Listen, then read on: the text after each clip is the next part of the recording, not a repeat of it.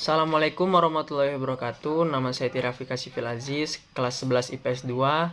Pada kesempatan kali ini saya akan menjelaskan prosedur etika batuk dan bersin yang benar dalam memutus rantai penularan COVID-19.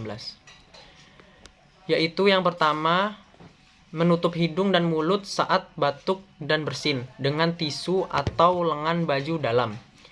Hal ini agar virus tidak menyebar ke udara dan menular ke orang lain.